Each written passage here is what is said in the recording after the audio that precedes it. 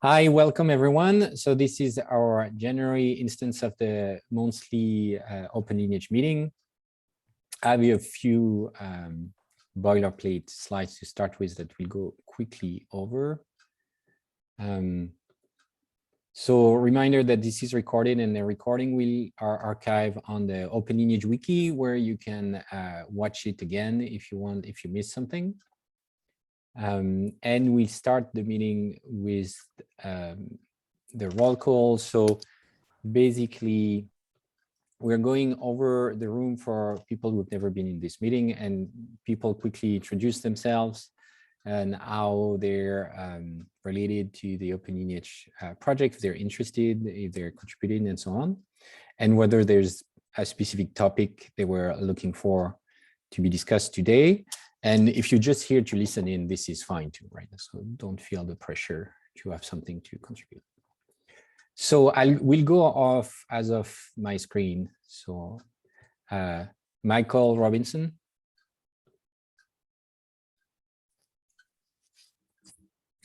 You're muted. You're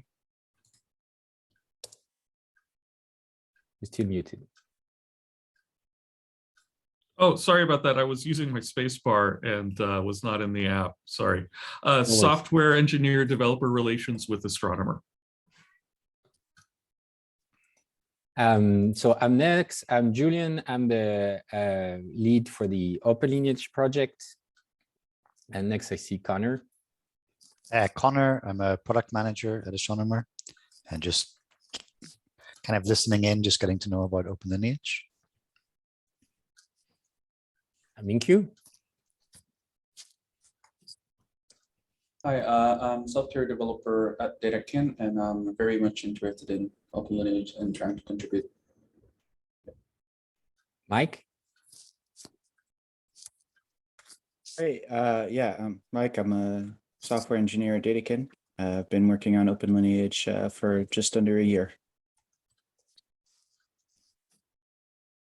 Ross.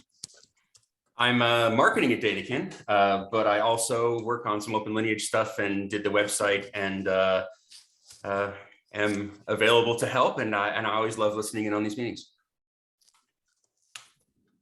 Maciej. Hey, I'm Maciej. I work for Getting Data, and I'm an OpenLineage committer. Mark. Yeah, Mark Taylor with Microsoft. Working a little bit with OpenLineage and Purview, technical PM. Peter. Hi, I'm Peter. I'm a software engineer at Datakin, and I'm a Marquez contributor. Willie. Everyone, I'm Willie. I'm the co-creator of Marquez, and I've been involved in OpenLineage since the beginning. And I'm also a backend engineer at Datakin. Harish, if you wish to intro yourself. Oh, yeah. So, hi, everyone. I'm from Neil Analytics, currently working with Microsoft team. And we are, trying to contribute as much we can into OpenLineage. Nice, welcome. Yep, thank you. Joshua. Hi, I'm an associate data engineer at Northwestern Mutual. I work quite a bit with OpenLineage and looking at being a future contributor, so just listening in. Nice, and Arpita. My name is Arpita Grange. I'm a technical platform manager at Egeria, and I'm just here to listen in. Yeah, and just learn more about OpenLineage. Welcome. Thank you. Okay, and so the next slide is just a quick reminder for people to have reference of the communications means. So there's a Slack, the mailing list, but the Slack in the primary communication, and then this Confluence wiki, which mainly has notes and for this meeting and the recordings. And so the agenda for today, we have We'll start with the overview of the recent release. So there's latest release 0.4, which happened in December before the holidays break. And there's an soon upcoming 0.5 release that really will give an overview of the scope. After that, Maciej will talk about the Airflow task instance listener. Sorry, I noticed this is now the task instance listener that is been contributing to Airflow so that the OpenLineage integration is more smooth. And we'll finish with the Egeria support for OpenLineage that Mandy is going to be talking about. She mentioned she'll be joining this meeting late, but so she should be here around 9:30 to talk about this. And there's as always, there's an open discussion item for things that people want to bring up. So is there anything in particular that people wanted to have today added to the agenda they wanted input on? Oh, okay. And as usual, you can also, if you have any items, you can also ping on the OpenLineage Slack the week before. So Michael is sending a reminder the week before that the meeting is coming, and you're welcome to chime in and provide input to that. So on that, I'll give over the control to Willie to talk about the releases. So Willie, I'll do the next button for you, or you prefer to share? Yeah, that's okay. It's only 2 slides. Okay, let's go. Cool. So yeah, last month, so in December, we released 0.4. And this one was pretty exciting because we did see some contributions from Microsoft. So in particular, we got some details on how to install Databricks and the init script, which has been super helpful. And I've actually used to set up Datakin or OpenLineage to send lineage events to Datakin. So thanks for that, Will. We saw the Iceberg integration, and this is great because we're seeing a lot of demand to have support for Iceberg as that spec grows in popularity from Paul. And then we saw the initial sort of phase of support for Kafka for read and write, and that's from Oleg and Mike. And then arbitrary parameter support. Okay, so this I think is just being able to pass around probably tokens or something like that. If I remember Will correctly, that was a big thing that you guys needed at Microsoft.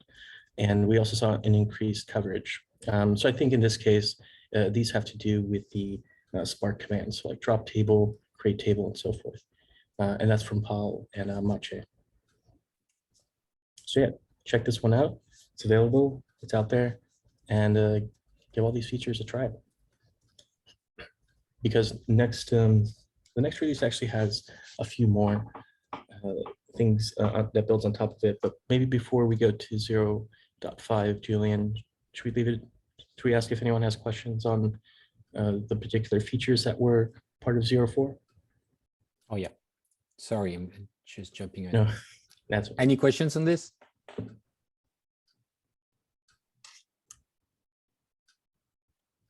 Cool. But yeah, I think the only comment I would make here is you're starting to see an increase in just coverage in the ecosystem, data ecosystems like Iceberg and Kafka, and I think that's exciting, and Databricks as well. Okay, so 0.5. So this one, I think we're definitely going to be releasing sometime this week, either tomorrow or shortly after.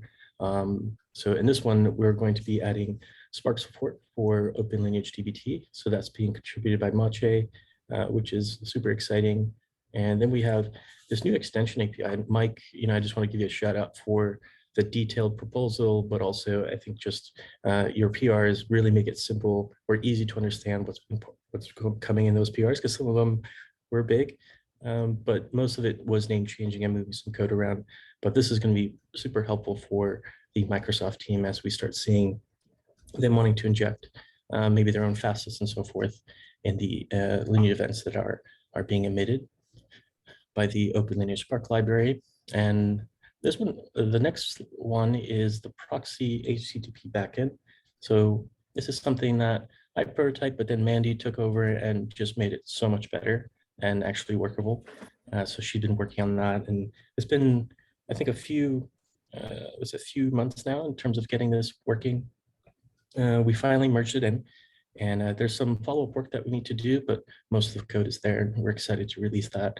And so if you're looking to fan out or route OpenLineage events to Kafka or some other backend services within your org, this is a pretty good service to do that. And we're going to have some docs and some examples on how to get up and running with the HTTP backend. And similar as before, just increased coverage, in this case of the Spark v2 commands. So we're always looking to provide more and more coverage to make the OpenLineage Spark library more and more useful. And that's coming from Powell.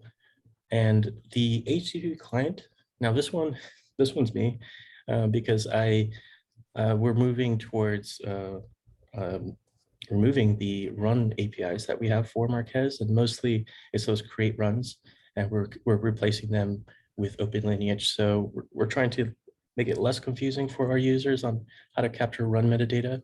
And I noticed that we didn't have an OpenLineage Java HTTP library, and we have the models, but the actual client is not in there. So I'm working on getting that contributed and hopefully get it part of the 0.5 release. All right, I'm out of breath, but yeah, that's a lot, and that's a good thing. I could breathe.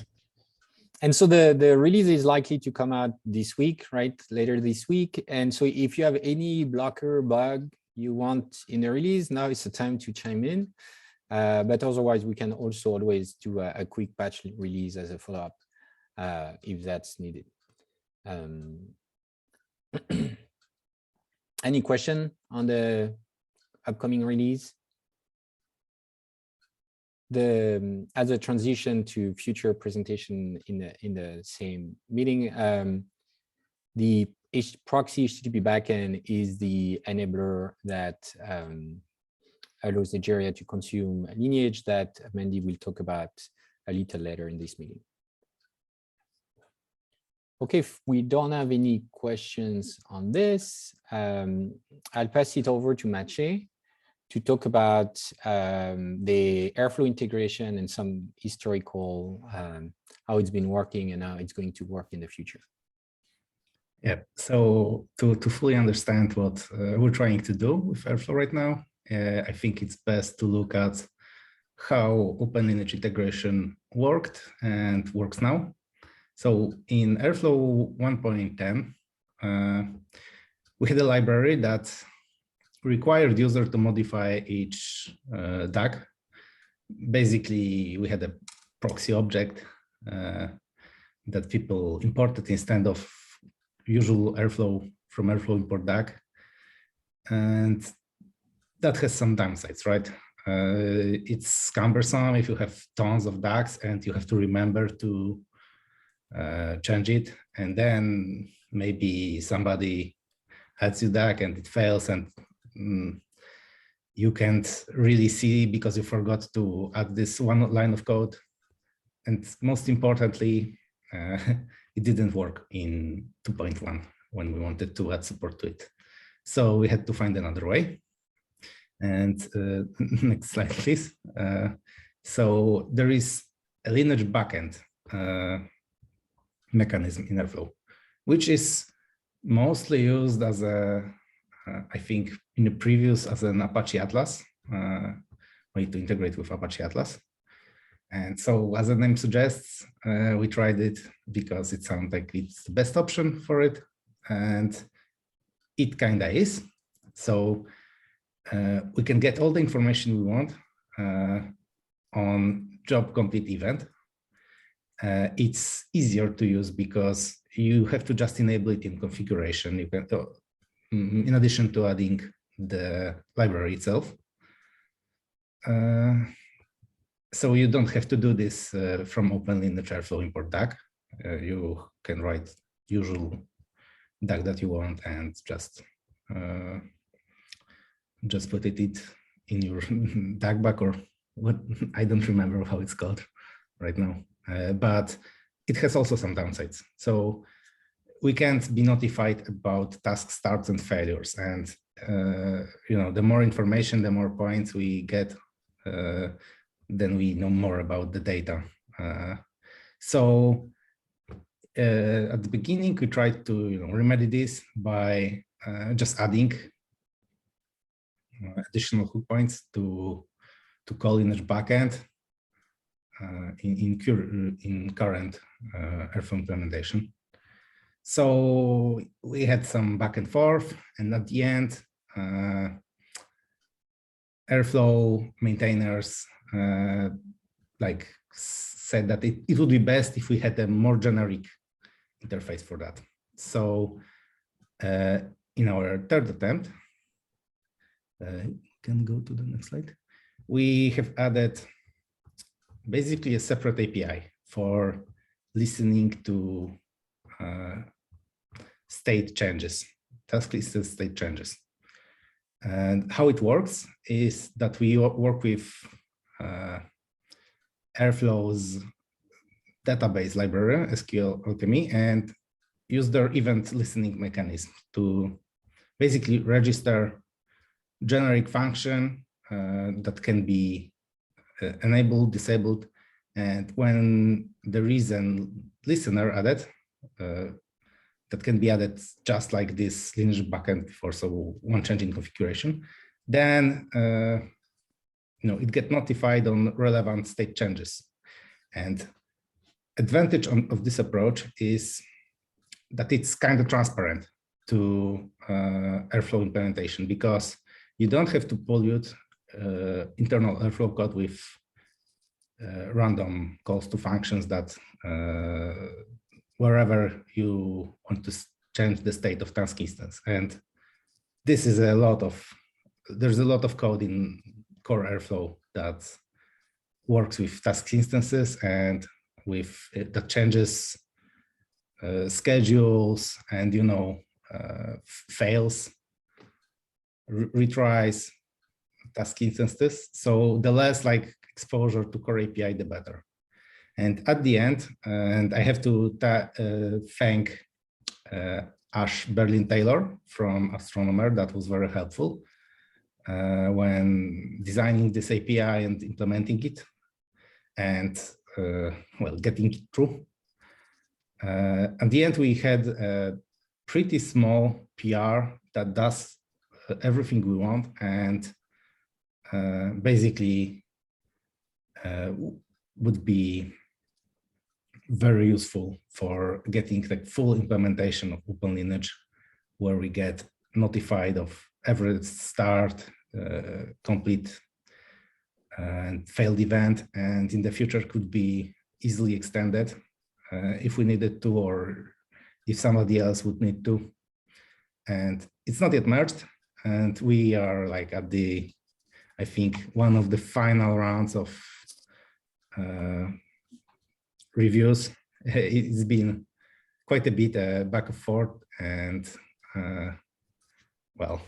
I hope in the next release, maybe not the 0.5, but 0.6 will be using this mechanism, and basically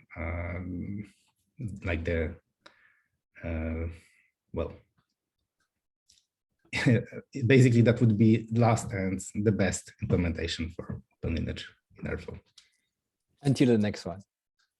Yes, hopefully we won't need to, because we will have everything we need. Yeah, I'm hoping this one is very generic and we can extend on that and add more functionality to it. Yes, that was one of the points that was touched on when implementing this. So the initial API that users can implement, because as I said, this is a generic API, not only for OpenLineage as we see here, but everyone could write a listener that listens on these events. But in the future, we can extend it to different kinds of events. If, of course, we'll have a reason to, and there won't be any another problems with it, right? So just if we decided that we want to get information that task is scheduled, not only started, then this same mechanism could be used for that. I think one thing to mention as well in the differences between the different implementation. The initial implementation for OpenLineage means the OpenLineage code is running on the scheduler side in Airflow. So, in Airflow, there's a scheduler and multiple workers, which are a separate machine typically. And so the initial integration ran in the scheduler, while the task instance listener, Maciej, if I'm correct, right, it runs on the worker side. And so it is better in many ways because it has access to the task instance without the back and forth of serialization that goes in the database when you look at it from the scheduler side. And so that lets OpenLineage inspect the task instance right after it ran, and there's a lot more information available, right? That's correct? Yes.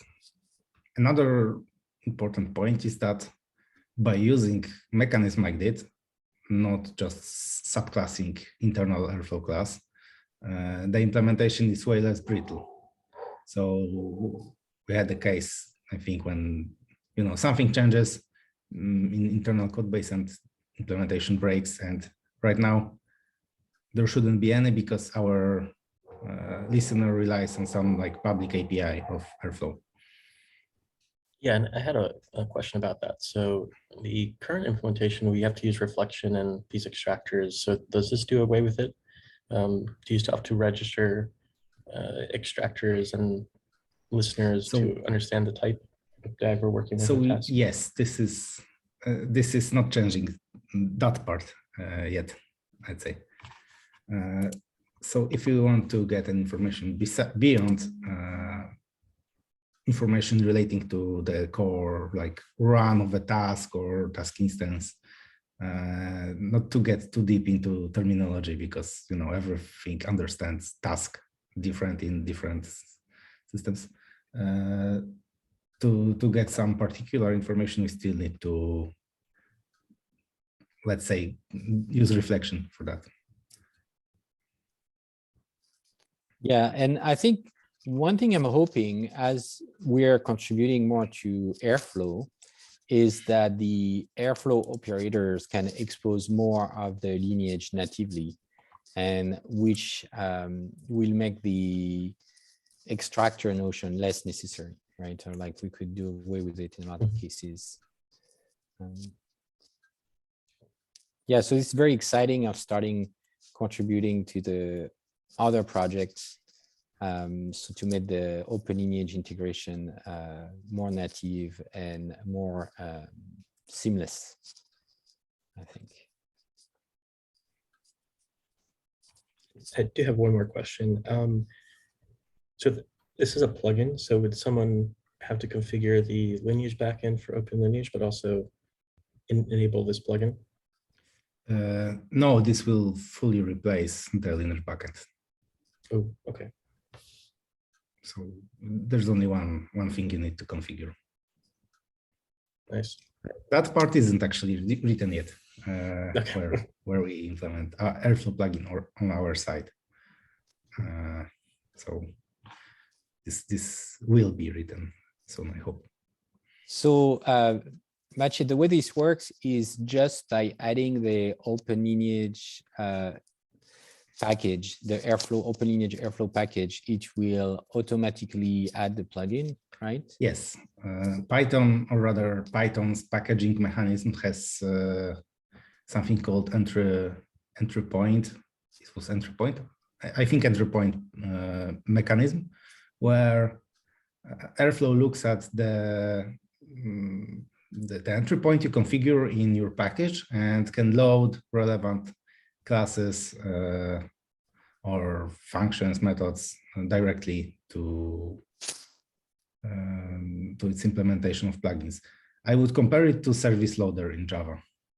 That makes sense. So you need to add the package, and then you need to set the environment variable that provide the OpenLineage endpoint. And that's it. Yes. Actually, this I think is the only thing you need to configure for our plugin, unless you want to add API key or some other generic information that is available to add. But yes.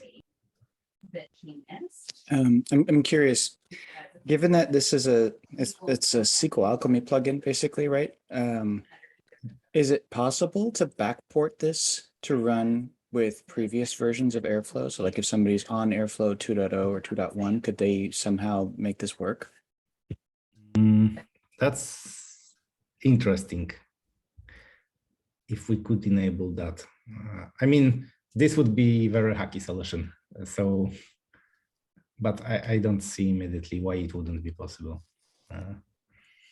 It would be interesting to see if we need to backport it or if we want to backport it to 110 branch as well, depending on how many people are still on this branch and what that means. I don't know, I guess that's a discussion with the Airflow community anyway. Yeah. So there is also a question if the version of SQL Alchemy in 110 allows us to do that, because I think it's older than what we have. Yeah, because for example, the Lineage backend API is in both branches. Yeah, anyways, it's kind of. So for open, yeah, just for Lineage backend, it's kind of different because it was in 110 and 2.1 plus, but it was left out for some reason in 2.0. So there is no one API that we can use for everything. Yeah, I can imagine that the like even the task instance interface itself might have changed radically between 1.10 and 2.x, right? But I could see like at least within the 2.x branches, you know, the task instance interface, if it's relatively the same and like the same major version of SQL Alchemy, then you know we might be able to get it to work even for people who can't like upgrade to the latest and greatest version of Airflow.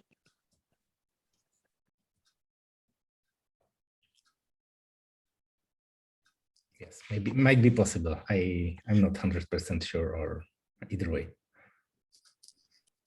Yeah, and speaking of people who can't upgrade to the latest and greatest of Airflow, so now we have like 3 approaches.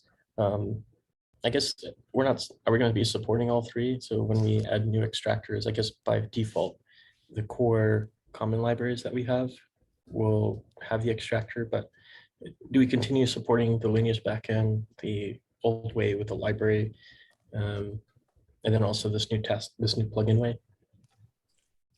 I think sorry. I just wanted to say that the Lineage backend approach was explicitly marked experimental because we at the beginning saw some issues with it, like the ones that we tried to remedy by just adding the methods in Lineage backend API. And this is like an extension of this effort, right? We tried to stabilize it and provide everything we can in this, but you know, the open source collaboration got us onto a different path. Yeah, then at that point, I think it would definitely be helpful to document that somewhere. It's like we have 3 approaches. This is the one we recommend. In this case, the plugin that gives you, I think, everything out of the box. And then the other approaches that we're not recommending anymore. Another, like to expand on that, this kind of doesn't change how our integration is run. It changes only how we call it.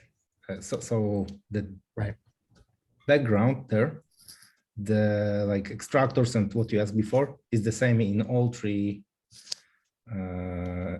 Well, all 2 right now, all 2 and all 3 in the future integrations, right? But the like part of code that calls it is different, and so it's not like we have to support different 3 code bases. It's 1 class or 2, or you know, it's Python, so a bunch of freestanding functions in this case, and it's not like I think extremely large effort to maintain current approach and new one. Yeah, I think the Lineage backend approach we can deprecate pretty quickly because it was not really, it was marked experimental. It was not there for a very long time. and this kind of really supersedes it when it's available. And so I think that would be one thing. And second, one thing we have to pay attention to, though, is that the old way where you extend the DAG class, that was running on the scheduler, right? And the new way that's running on the worker. So there's whole serialization, there's serialization through the Airflow database that happens in the middle, and which makes those task instances look different on each side. So that's one thing that could be different behavior from one way to the other.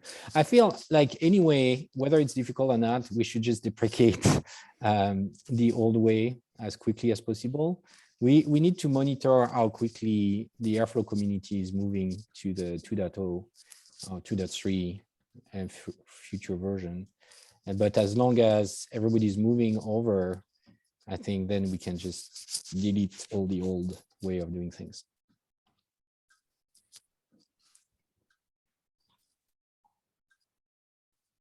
Yeah, this is really exciting. Yeah, amazing work, Maciej. Thanks. Congratulations on jumping into new code bases and contributing to different projects. Okay, so this is the part where we have a slight gap. So Mandy has not joined yet. So we like someone has dad jokes to fill in between the two presentations. So I don't want to steal our thunder, but leading to that other item is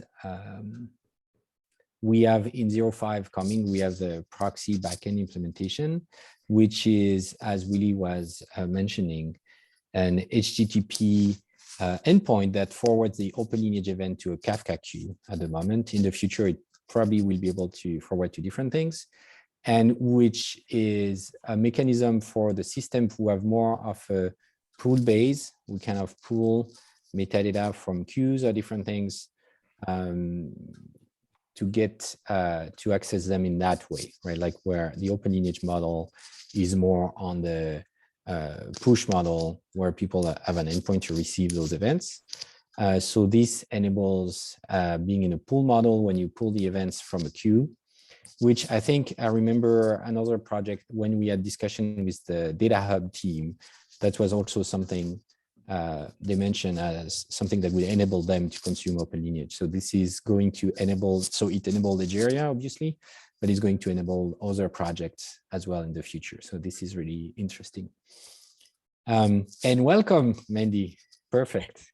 Hello, apologies for not being able to come earlier. Like people have been suffering 3 minutes of me filling the time. This is fine. So if you're ready, we were just going. So I was just redoing a transition. So we talked about the overview of 0.4, the upcoming 0.5 release, which should be happening this week, that contains the proxy backend that forwards the OpenLineage event to Kafka. And so that was a transition into the Egeria support for OpenLineage. Okay. All right. So basically, Egeria does monthly releases, and I think the last release, all the pieces for the OpenLineage support were ready. And so if you think about Egeria as like a box of Lego, this list of functions are the different Lego pieces. So, and you can configure them and connect them together in different ways. So basically, we can bring OpenLineage events in from in either through an API that looks exactly like the API that Maciej has, or in through Kafka via the proxy backend. Once the events are in the Egeria space, they can be augmented. So, for example, if there's a data set that's mentioned, more information about the data set might be added into the event. Then the event can be stored or publish. So we could send it to Maciej to store, to do what Maciej does to it. It could go out on Kafka to be distributed elsewhere, or it could be written to our log store, which is really a file-based store of the events. Our processing, so we have things called governance action processes that are validating and governing metadata flowing through the Egeria ecosystem. And so they now produce OpenLineage events, and that can then be published just in the same way as an OpenLineage event from, say, a Spark engine or, you know, from any other source. And all, yes, I think and I've covered the fact that we can we can then publish out to Maciej.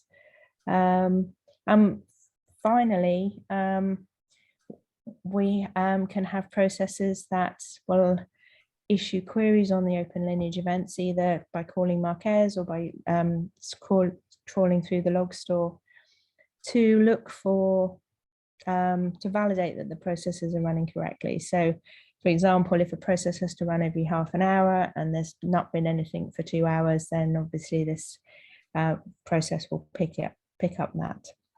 So basically, I don't know, Julien, if you want to click on the link and just show them the website, the bottom link, yeah, that one.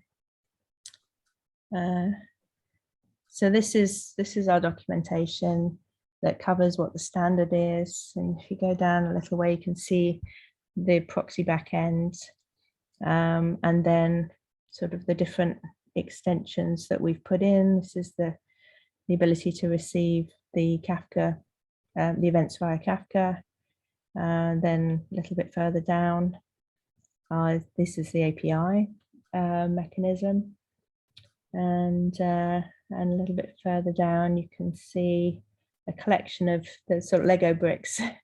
And so, you know, sort of receiving it from different places. And then that's which is on the left-hand side. And then on the right-hand side is all the different publishing pieces that you can do. So that's really what we've done. So basically we can receive, we can publish, we can process, we can generate. Yeah, so you support all mechanism, right? So there's like, here is the proxy backend that goes from HTTP to Kafka, and then you can pull from there. Here you have an implementation of the OpenLineage endpoint as well. Yeah. And then you can push to an OpenLineage endpoint, like, so there's... That's where Maciej would sit, yeah. So that could be Maciej, for example, here. That's right, yeah. So which means you can either consume OpenLineage or other things and turn them into OpenLineage events. That's right, absolutely, yeah. So it's it's been good because a lot of people now in the Egeria community know what OpenLineage is. They can see its value. Mandy, I had a quick question, if I may, absolutely. So the proxy backend, is that sort of like a redirection kind of mechanism, as in, you know, what you see here is we can directly consume the events off of the OpenLineage Kafka integration, but if we want to augment or do some other transformations, then the proxy backend will help us kind of, you know, centralize that and then emit augmented events. Is that how we need to think about it? No, the way to think about it is really from an operations point of view. So if you're using the endpoint, that endpoint has to be running while the process engine's running, so in order to receive the events. The proxy backend, you basically can couple that with the processing engine and operate it together. So the same team can make the proxy backend available or not, according to their needs. So if they need to do an upgrade or whatever. So it sits with the processing engine. And then because it then can publish to different destinations, and the first one we've done is Kafka, then we're now decoupling the operation of the processing engine from the operation of the receivers, should we say. So you're not creating that tightly synchronized coupling from an operational point of view. I see. So this is the benefit with that little box that we see here on the left with the OpenLineage Kafka topic. versus using this whole integration process that you have sketched out here. So that way we can independently manage the integration areas without dependencies on other pieces, correct? That's without needing. So basically the technology that produces OpenLineage needs to call an endpoint. So what is that endpoint? So it could be Marquez, it could be Egeria, and it could be the proxy backend. That's really its purpose, is to be the endpoint, but be a simple endpoint that can be cited with the processing engine, the producer of the, so it's really about decoupling operations. Okay. So if we were to directly read off of the OpenLineage Kafka topic, as part of this integration, are you doing any transformations of the payload itself, or is that so we do some transformations when we're storing them into open metadata, so that it can be consumed by other processes that understand open metadata. But pretty much when it's passing through the context manager that you see in the middle there, we put to the downstream connectors, they see both the raw event and also the event as we've parsed it ourselves. So the process that basically calls the asset manager, client, that is transforming it into open metadata structures. But when we're pushing out through to the OpenLineage endpoint, then obviously that is totally OpenLineage format. So literally, if you push something out through the proxy backend, it goes into Egeria and comes out into Marquez, it would be indistinguishable unless we're augmenting, from it going directly to Marquez. So we don't transform it on the line, on the OpenLineage line. The only thing we might do is add extra facets. Okay, so that means, and since knowing what I know about the the Atlas and Egeria compatibility, it should be very close to the Atlas payload, right? In terms of your transform version, were we to take the Egeria connector, correct? It'll be pretty close to the Atlas format in terms of being able to ingest that into Atlas on the other end. Which format? Sorry. So the whatever we are collecting in terms of the lineage arcs, right, and the metadata on those nodes. That should be very similar in terms of the Atlas payload if we were to. So the payload that's coming in through the Kafka OpenLineage Kafka topic is OpenLineage format. No, I'm talking about if we had the proxy backend and if we had this integration transform, what you're emitting for Egeria compliance systems, right? That format should be very close to Atlas, correct? No, because we're using, so we're talking about 4, 5, and 9, where it's calling the asset manager OMAS client.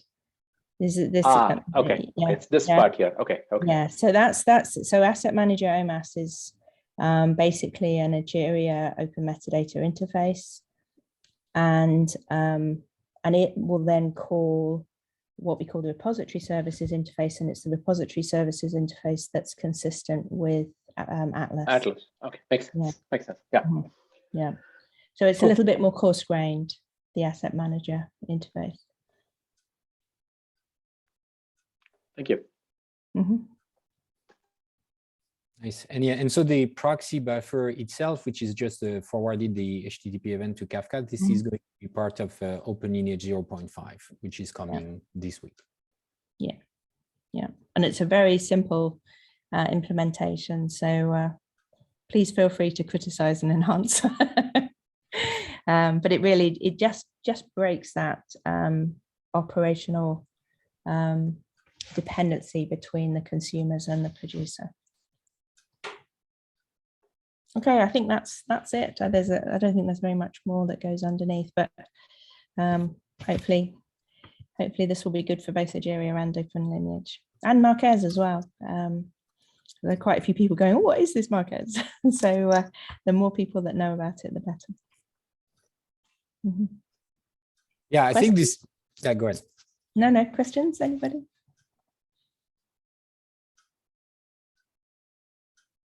Okay. In my opinion, this is great, right? Like this is kind of really interesting to have this mechanism for consuming, producing. It's kind of the interface between the event-driven and like the current state of things. So having OpenLineage on both ends of this mechanism makes things very flexible, and it creates a lot of opportunity for OpenLineage. I'm really curious to see, you know, for other things that consume OpenLineage, all the information that can come from the other side, right? Like all the things that Egeria already knows to consume and that can now become OpenLineage is also a really interesting avenue, in my opinion. Yeah. So if you go up higher in this page, we actually talk about some of the patterns of lineage capture that we do sort of through whatever interface. So it's quite a bit higher, I think, right at the top of the page. You can see the format of OpenLineage and there, but at the top, I think, yes, here you can, this section here talks about the separation between what you deploy, so the code effectively. I've created a folder and I've deployed a process and it's going to write into it. But the instances of the process will actually work on different source files. So there are different patterns that determine how much detail do you want to get, because if storage was no and performance was no issue, you would go right. If the one at the top, I think, links everything together, and then the others are optimizations of. Oh, I think I've gone too. That might be too far. Yeah, so it is here. So this is the perfect world, right? So you deploy a source database, a process, and a destination, and each instance will tell you exactly what records were processed. So you can do complete traceability between the two. And if you and that's not too bad if you've got a process, but if you're working on files, if you look at, I think, figure 6, you can see, if you go down a little bit, here you start to realize that, say you're processing 1,000 files a second, you're generating a huge amount of lineage from this type of complete traceability. So the other patterns that we use reduce what you're capturing. And then when you're interpreting lineage, you then can recreate the full picture. Does that make sense? So the metadata describing the bit above in deployment is what we would push out from the CI/CD pipeline. And then the operations is what we use the OpenLineage for to augment the basic deployment. Okay. Does that make sense?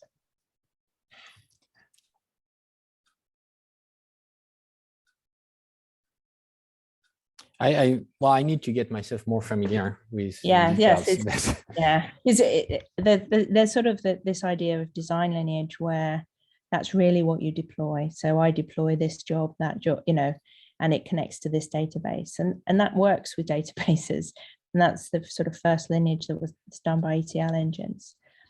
But when you think of a Hadoop environment where you're processing files or anywhere, and it's not, so it's an increasingly common paradigm to work with files. You end up having this huge amount of data that you're collecting as you explain how each process instance updated this particular file. But if you don't do that, we've got examples of sort of landing areas, and we need to know where different hospitals are putting files in, but we need to know when we're doing the working with the consolidated data, which record came from which hospital and things like that. And then that's when you start to need this very much more detailed lineage. And that's where OpenLineage really comes into its own. Mandy, this is actually, we wrestled with part of this in Atlas. There's a concept of process execution versus a process. So the process would be the design sort of level in terms of lineage. Right. Yeah. And the execution is a particular instance of it, which may actually even have a different lineage because there's some error or something else happened. So Julien, that may be something for us to look at in OpenLineage to see if we can account for those differences between like an instance of execution of it versus the end state or the what was envisaged at design time as the expected lineage for that transformation chain. Yeah, I mean, you do have that separation because you have the job and the task. Was it? If I got that, no, the run. The run. Yeah, That's it. I mean, the run. point is that if there is a way to really augment that in some way to say, hey, this is something that people may want to filter based on only seeing certain aspects of it. So we have this ask also from a lot of our customers where they say, hey, I don't want to know about every single instance, as long as it doesn't deviate from the design, but we only want to know when it deviates from the design. So it'll be useful to see if there's any additional metadata that needs to be added there to kind of say whether it's a deviation or not. Yeah, so I think that will be a nice facet. Agreed.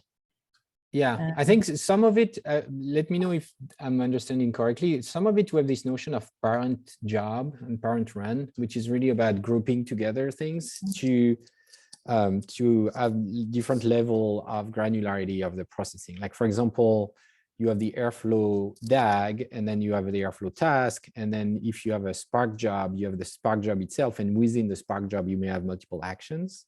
And then it kind of gives a way to keep different level of granularity if you don't want to see every single file being read and produced, right? Like, and if you want to see a more aggregated view of lineage. So there's some of that, but yeah, the model of facet lets you model pretty much anything you want to be able to have more precise model there. Yes, because basically you need to know the expectation in order to measure what you're actually seeing running. Yep, and I think we do that's exactly the ask from in... customers is that the expectation, sorry, and the deviations. So, yeah. Okay. We try to do a little bit of this deduping, I think, in Marquez. So right, like we have the concept of job versions, and right, as long as some of the inputs that we take into calculating the version are like the inputs and output data sets, and so as long as there's not a deviation of the inputs and outputs, we won't actually change the job version. So if you look at the DAG for a given if you look at a given graph in Marquez, the job version itself, you're not going to see every single instance of the run, and you're not going to see you're not going to see thousands of new job versions just because there were thousands of new runs. You'll see the same job version. So I don't know if that's kind of what you're looking for. It's very nice. It's a nice approach. Because if you're not expecting any deviations, you don't expect one version, and it's like, well, what's this version here for? So, because that's really what most people want. They don't want to know when it's working. They want to know when it's not working. Yes. And when things fail, that's easy. You get an exception, but it's when things don't happen, and this is where the open lineage becomes so valuable, because you can detect when things aren't happening. Yeah. Yeah, and basically the Marquez model is really about versioning everything. So either the shape of the graph or the version of the code and all of those things. Okay, that's nice. So we are getting to the end of our meeting. We have 2 more minutes. So as usual, the last link is kind of where you can see the roadmap, and we have a GitHub project that scope kind of what's coming in the next release and doing monthly releases. So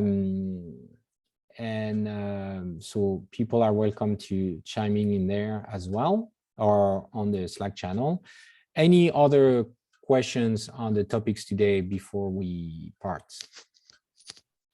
I wanted to raise a different topic if I could. Sure. And go back to a proposal of Mandy's from, I believe, a couple months ago regarding licensing. And if there are no objections, I would be happy to tackle that. Specifically, I believe the proposal was to convert the block text to an SPDX machine readable line. So I'd be happy to do that. Sounds good to me. Anybody else has an opinion? That'd be great, actually. That would be fantastic. That would be brilliant. Yes. Okay, great. Yeah, Thank you. I don't know if you also want to do Marquez, but that's an option as well if you have the time. Okay, Just trying to sneak in some help. cool. Thank you, Michael. Yeah, thank you. No problem. Cool. Well, on those notes, I wish you all a great day or evening, and we'll see you on the Slack channel next month. Bye-bye. Bye. Thank you. Yeah, Thanks. thank you. Bye. Thank you.